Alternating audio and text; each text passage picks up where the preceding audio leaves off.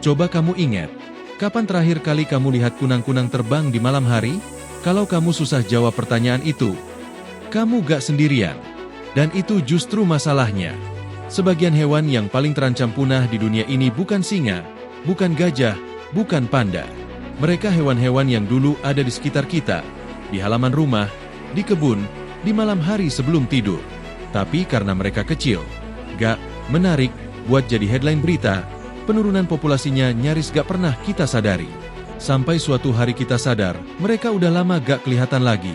Di video ini, kita akan bahas 5 hewan yang diam-diam menghilang dari sekitar kita. Kenapa itu terjadi, dan kenapa ini harusnya bikin kita khawatir. Nomor 3, kemungkinan besar ada di lingkungan kamu sekarang, tapi kamu gak pernah sadar dia lagi, sekarat. Tonton sampai habis, karena di akhir video ada satu fakta yang bakal bikin kamu mikir ulang soal cara kita hidup sehari-hari.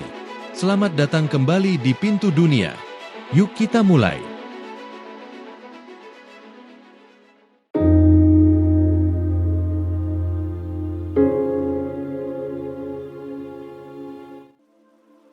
Buat yang baru pertama kali mampir, ini Pintu Dunia, channel tempat kita ngebahas hal-hal tentang alam, hewan, dan fenomena dunia yang jarang orang sadari. Tapi sebenarnya penting banget buat kita tahu. Kalau kamu suka konten kayak gini, jangan lupa subscribe dan nyalain lonceng notifikasinya. Karena di akhir video nanti gue kasih tahu kapan video berikutnya bakal tayang. Oke, langsung aja kita masuk ke pembahasan pertama. Kunang-kunang. Kunang-kunang itu dulu jadi simbol malam yang syahdu. Cahayanya yang berkedip-kedip di kebun atau sawah itu bahkan sering dijadikan metafora di lagu dan puisi.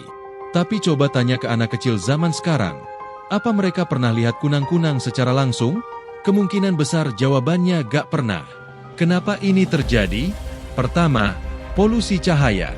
Kunang-kunang itu ngobrol dan cari pasangan pakai kedipan cahaya mereka. Bayangin kalau kamu mau ngobrol penting, tapi di sekeliling kamu ada ratusan lampu sorot menyala terus. Itu yang dialami kunang-kunang setiap malam di daerah yang makin terang oleh lampu jalan dan lampu rumah. Sinyal cahaya mereka jadi tenggelam.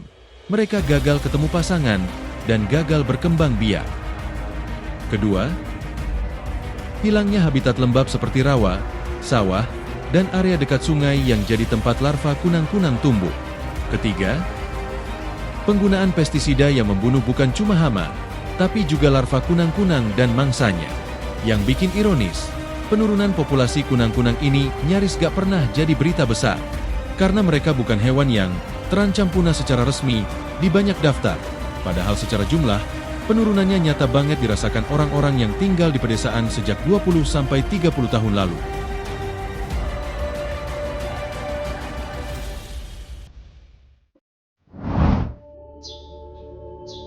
Burung gereja. Ini hewan yang sering banget kita anggap remeh karena kan banyak banget di mana-mana. Tapi coba perhatiin lagi, apa jumlah burung gereja di sekitar rumah kamu sekarang sama banyaknya kayak Oktober 15 tahun lalu? Di banyak kota besar? Jawabannya, enggak. Ada beberapa alasan kenapa burung kecil ini makin jarang. Yang pertama, arsitektur bangunan modern. Rumah dan gedung zaman dulu punya banyak celah di atap dan dinding tempat burung gereja bikin sarang. Bangunan modern yang serba rapat dan minimalis menghilangkan tempat tinggal mereka. Yang kedua, berkurangnya serangga kecil sebagai sumber makanan, karena penggunaan pestisida di area perkotaan dan pertanian. Yang ketiga, polusi udara dan suara yang mengganggu kemampuan mereka buat berkomunikasi dan bernavigasi. Fenomena ini sebenarnya terjadi di banyak negara, bukan cuma Indonesia. Di beberapa kota besar dunia, penurunan populasi burung gereja bahkan sampai disebut sebagai tanda peringatan soal kualitas lingkungan perkotaan. Yang menarik, penurunan burung gereja ini justru sering luput dari perhatian karena mereka bukan hewan langka atau eksotis. Jadi jarang ada yang benar-benar menghitung populasinya dari tahun ke tahun. Padahal kalau dibandingkan dengan foto-foto atau rekaman lama dari 15-20 tahun yang lalu, suara kicauan burung gereja di pagi hari yang dulu banyak terdengar di banyak organisasi, sekarang jauh lebih sepi. Ini jadi pengingat kalau kepunahan lokal itu gak selalu terjadi secara dramatis. Kadang dia terjadi pelan-pelan sampai suatu hari kita sadar sesuatu yang dulu biasa aja, ternyata udah gak ada lagi. Terenggiling. Ini yang gue bilang di awal tadi. Mungkin ada di lingkungan kamu tapi kamu gak pernah sadar keberadaannya, bahkan sebelum menghilang. Terenggiling itu mamalia bersisik yang aktif di malam hari. Jadi dari dulu memang jarang terlihat manusia. Namun di balik itu, terenggiling sekarang menjadi salah satu mamalia yang paling banyak menawarkan perdagangan secara ilegal di seluruh dunia. Kenapa? Karena sisiknya dipercaya punya khasiat obat tradisional di beberapa negara. Padahal secara ilmiah itu gak terbukti sama sekali. Sisik terenggiling itu sebenarnya hanya terbuat dari keratin, bahan yang sama kayak kuku manusia. Karena permintaan pasar gelap yang tinggi, populasi terenggiling di alam liar dan drastis dalam diam, tanpa banyak orang sadar. Ironisnya, karena hewan ini memang jarang terlihat sejak awal, orang-orang gak langsung ngeh kalau jumlahnya lagi berkurang parah, karena memang dari dulu jarang kelihatan. Ini yang menjadikan krisis terenggiling ini salah satu yang paling senyap di dunia konservasi. Yang lebih miris lagi, dari 8 spesies terenggiling yang ada di dunia, semuanya sekarang berstatus terancam punah, dan terenggiling Sunda yang hidup di Indonesia termasuk salah satu yang paling kritis kondisinya. Dalam 1 dekade terakhir, diperkirakan ratusan ribu ekor terenggiling ditangkap dan dilindungi undang-undang secara ilegal, menjadikannya salah satu mamalia yang paling banyak dijual di dunia, bahkan lebih banyak dari gading gajah atau cula badak kalau dihitung per individu. Selain itu, terenggiling juga memiliki peran penting yang sering dilupakan orang, yaitu sebagai pengontrol populasi semut dan rayap secara alami. 1 ekor terenggiling dewasa bisa memakan puluhan ribu serangga dalam semalam. Jadi kalau populasi terenggiling terus menurun tanpa kita sadari, bukan hanya 1 spesies yang hilang, tapi keseimbangan ekosistem hutan tempat mereka tinggal juga ikut terganggu secara perlahan. Kupu-kupu sayap burung. Sekarang kita ke hewan yang jauh lebih indah, tapi nasibnya sama meremehkannya. Kupu-kupu sayap burung, atau birdwing, adalah salah satu kupu-kupu terbesar dan paling indah di dunia, dan beberapa jenisnya hanya bisa ditemukan di hutan-hutan Indonesia. Masalahnya, kupu-kupu ini sangat bergantung pada satu jenis tanaman tertentu untuk bertelur dan berkembang biak. Begitu hutan tempat tanaman itu tumbuh ditebang untuk perkebunan atau pembangunan, kupu-kupu ini otomatis kehilangan tempat berkembang biaknya, meskipun hutan di sekitarnya masih terlihat hijau dari jauh. Ditambah lagi, karena keindahannya, kupu-kupu ini juga menjadi incaran kolektor dan perdagangan ilegal untuk dijadikan hiasan atau koleksi.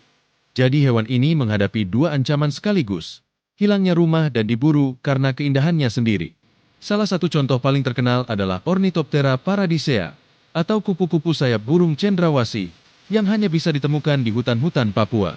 Sayapnya memiliki perpaduan warna hijau, kuning, dan hitam yang begitu mencolok, sampai-sampai kupu-kupu ini menjadi salah satu spesies serangga yang paling banyak diburu kolektor di seluruh dunia. Harganya di pasar gelap bahkan bisa mencapai jutaan rupiah untuk 1 spesimen yang diawetkan.